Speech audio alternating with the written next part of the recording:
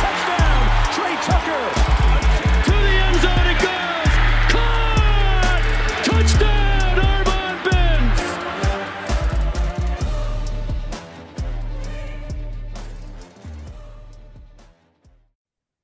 Bearcat Blitz on the Believe Network.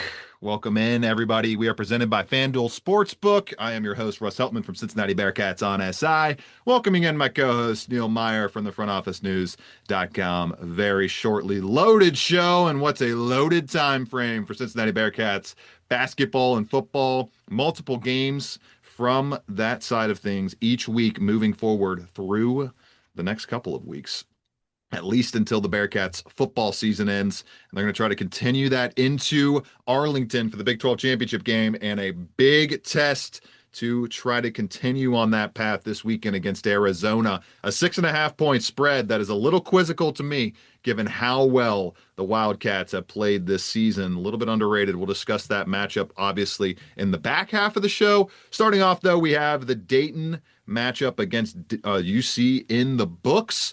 The Bearcats turned the ball over 24 times, but they won by double digits and covered the betting spread as they moved to 3-0 on the 2025-26 season. We'll discuss that 74-62 win over Dayton. How big of an issue should we, or how much should we be worried about as followers of the Bearcats basketball team concerning those turnovers, which have Cincinnati in the bottom 20 nationally among 350 plus teams in total turnovers per game so far. We will discuss that and give a quick note on the Mount St. Mary's matchup in what should be another tune-up game that the Bearcats win by double digits like their first two outings. All of that presented by FanDuel Sportsbook, America's #1 sportsbook, where the Cincinnati Bearcats are 6.5-point favorites on Saturday afternoon to beat the Arizona Wildcats football team at Nippert Stadium. -220 on the money line and a point total sitting at 56.5. Sign up for FanDuel Sportsbook today to get access to a bunch of bonus options,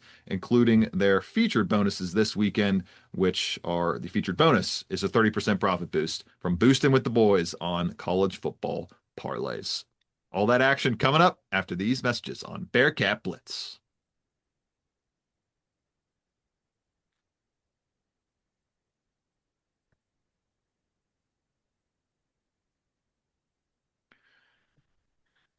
Neil Meyer joining me now on Bearcat Blitz. Neil, we have a 3-0 record for the Cincinnati Bearcats basketball team. Fans not too happy to see all the turnovers that have happened over the first three games, but UC is playing the style of basketball that they want to play, and they are playing elite defense on top of that goal. Number 3 nationally in Ken Palm's defensive efficiency ranking. They're allowing just 63 points per game with high possession totals.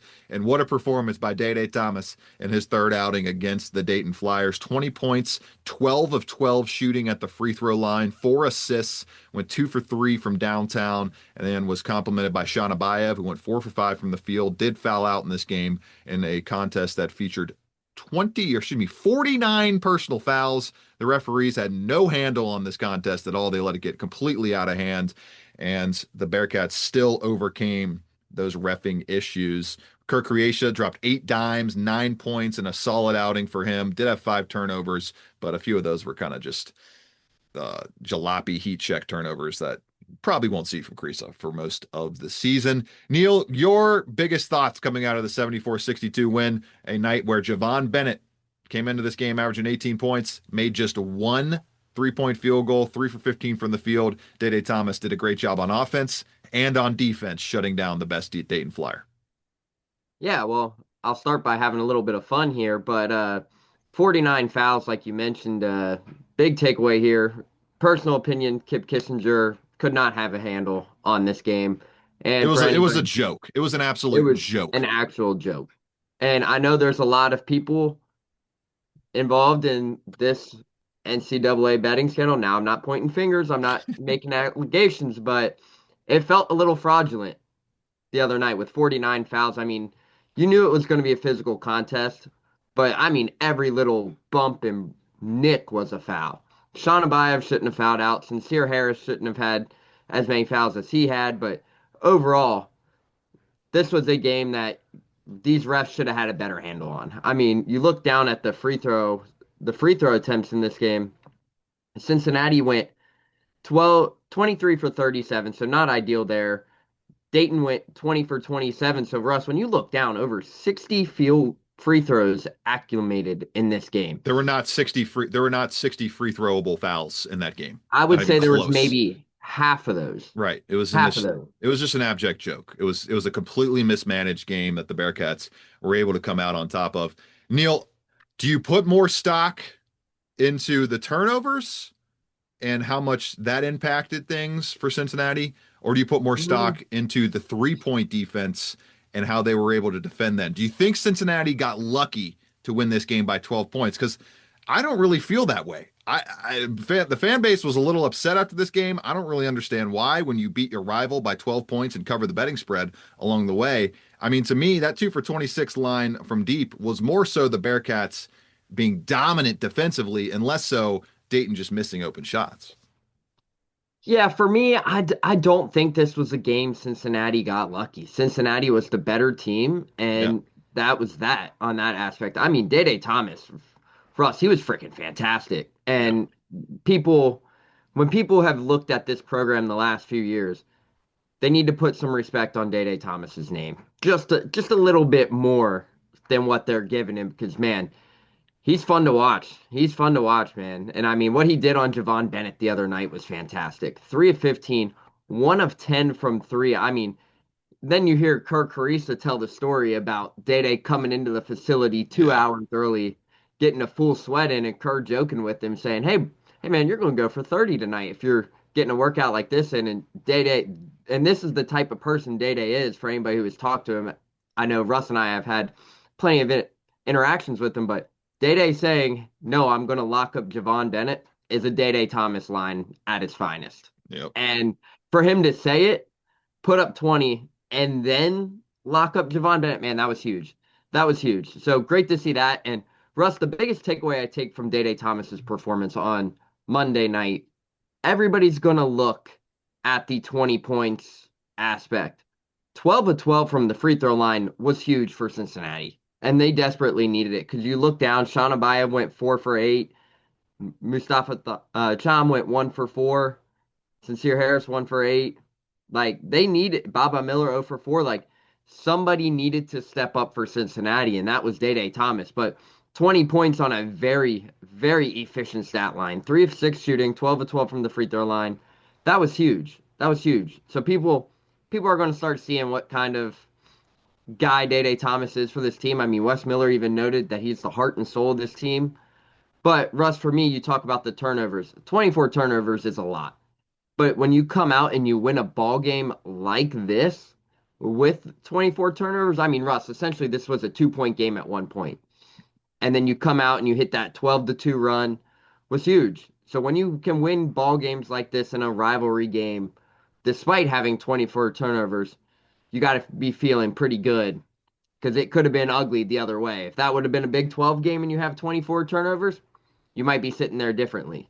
Yeah. But in I mean, they led non-conference, wire to wire. I mean, yeah. at some point, you just got to take the wins and run with them. Like this is a top Especially in six, the Big 12 too. right? And this is a real test. Like this is a top 60 outfit in Dayton, and they completely shut down a top 55 offense efficiency wise coming into this game. I mean, nobody could do anything for Dayton. 32.3% shooting overall, 2 for 26 from deep. The 20 made free throws they had were the only reason they really Only reason they stayed were. in Mhm. this game. Yeah. So, I mean, that moves us to kind of looking at this turnover issue in general, Neil. 24 in this game. They have on the season a whopping 18.3 turnovers per game. That's 353rd nationally. I forget how many exact teams are in college basketball at this point because they get added new ones every single year, but that's definitely in the bottom 15, the bottom 20 of the entire Division One realm. To me, I'm going to lean on what Wes Miller said and what his message has been early on this season of they're just trying to work through the kinks. They're trying to play as fast as they've ever played on their Miller, and you're going to go through growing pains in that sense.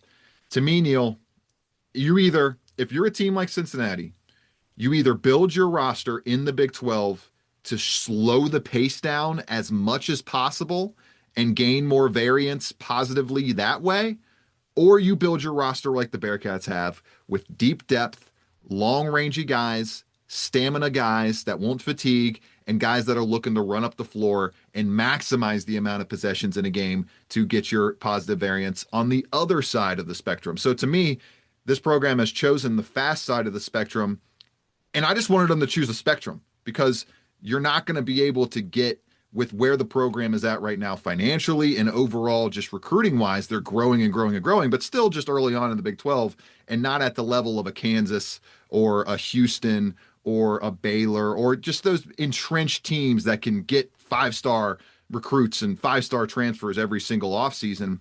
They picked the lane here, Neil, and I commend them for doing that. And I commend them for 3 games in, even with the 20 plus turnovers in the final stretch of the game, they still kept running and kept trying to hammer home that new mentality. So I'm not going to be worried about the turnovers until we get to conference play and that number is still sitting at 18 plus. Yeah. You like that number? I need that number to come down to like 13 to 14 on average per game by the time we get to the conference slate. Because if you have that number at about 12 to 14 turnovers per game, that's about where you're going to be.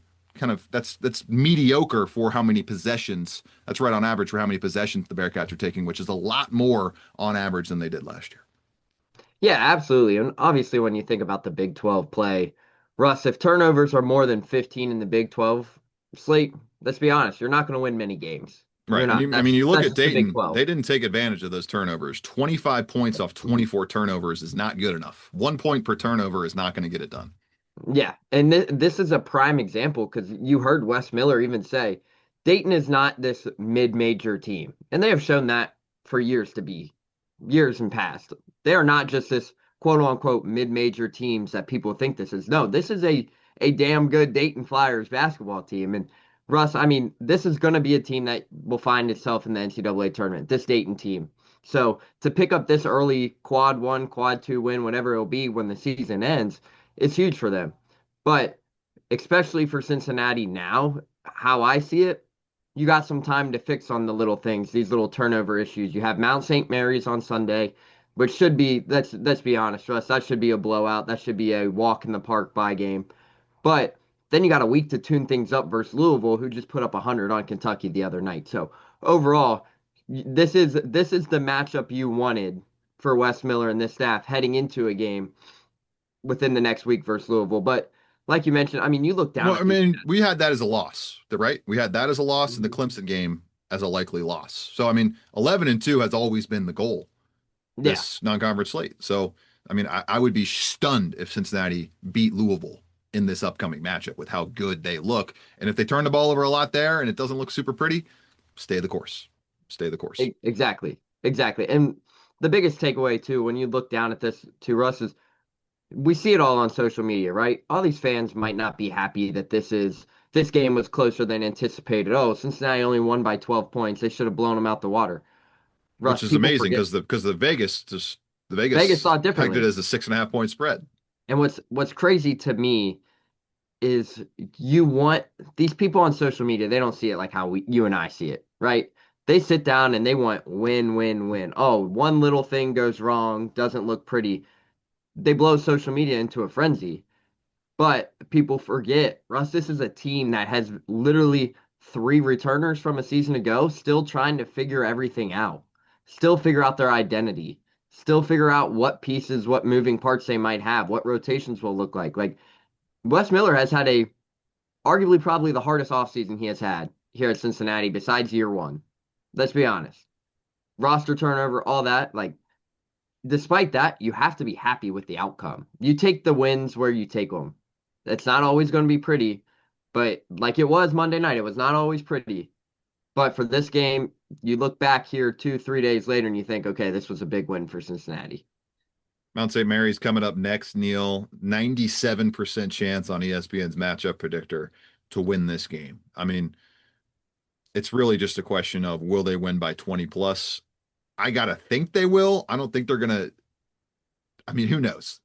All I know is, Neil, we don't have a spread right now, so we can't really gauge it off of that. They're going to beat Mount St. Mary's. It's basically another tune-up game. This team has lost to Bucknell already this season by 11 points. I mean, this should be an absolute drubbing. And when you look at where they rank on KenPom entering this game, It's very low, like 282nd, bottom 100 team in the entire nation with 365 teams now in college basketball. So Cincinnati with the 13th worst turnover mark on the season so far. But I mean, this team, Mount St. Mary's, Neil, I would be shocked if they get to 60 points here with how well Cincinnati's been playing on defense, even with the hyped up pace. I mean, they're one of the worst offenses in the country, 320th in offensive rating. This should be an 85-55 win, something like that. This should be if they there is cause for concern a little bit if they let play with their food with another mid-major like they did against Georgia State. This needs to be a 20 plus point victory, no question about it, up by 15, 16 plus at the half. Yeah, absolutely. And if that's not the case, then you might have a little bit of questions, Yeah, then right? we revisit on Monday, but But this should be a game where Cincinnati blows this Mount St. Mary's team out the water. This could be a game where you see some guys get some reps that we might not have saw versus Dayton, Georgia State, whatever that might be. Because Russ, let's be honest, in the back half of this Dayton game, you didn't see Keyshawn Tillery, you didn't see Jordy Rodriguez, you didn't see no. much of Halveen. And you So saw the three guys, the three horsemen he's going to lean on heavily this year in Baba Miller, Kirk Kriesa, and Day Thomas. yeah, and it's too worth to Russ. Obviously, Sincere Harris went down at the end of this game. No injury update on him. Who knows what it might be, but that's At this also race, something. Sincere Harris is going to get injured every time he goes out there because that's what's happened. It's But crazy. but you got, I don't know, I'm hit or miss on it. He plays the game so aggressively and he brings so much energy there. But I can see where you're coming from on Yeah, that. like He's so aggressive in this. I love the intensity, I but love it. I love it. we need the intensity to be able to stay out there because if you're too intense, you're going to get hurt and you're going to eventually get a serious injury. Knock on wood, that does not happen. But like I said on press row a few times, stick 15 off the top. Sincere, love the intensity, but it's led him to. I mean, even in that game alone, before he went down, there were 2 or 3 collisions he had in the game where it could have Yeah. been, it could have So brought up an injury. I was So I was a little worried about the one where he threw the alley oop to Tyler McKinley. yeah, I think that was the biggest one. We all looked at each other and was like, "Oh, that could have been ugly there." But he got up and talked his mess and started a run. But I mean, you love his intensity. You love right. his It's a energy. double-edged sword for sure from But Sincere you Harris. got to find a way for him to stay out there. It's going to be worth monitoring if we see him Sunday.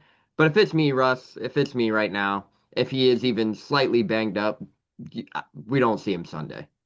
You Yeah. rest him, We get him said that healthy, last then time, and he ended up playing against Georgia State. So Sincere is a guy that we know wants to be out there. That is for sure. He's a guy that loves to ball, and we love the football this coming weekend. Let's take a quick break and get to some more messages before we preview the Arizona matchup, along with some other news and notes around the Cincinnati Bearcats football program, which is seeking a spot in the college football playoff, and likely the only path to get there is, well, really the only path for Cincinnati to get there is by winning the Big 12, where they hold 11-1 odds to win the conference as we sit here today.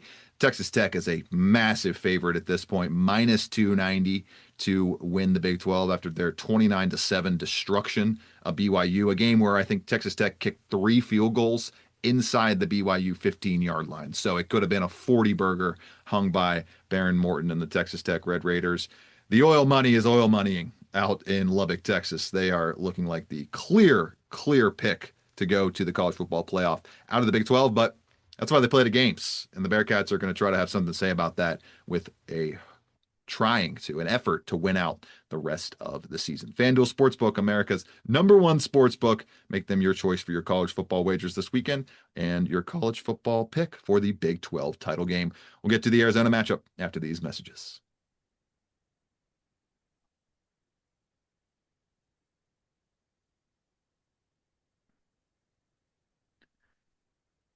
Winding down the show here on Bearcat Blitz across the Believe Network, we are presented by FanDuel Sportsbook. And Neil, we have some more award semifinalists to note here.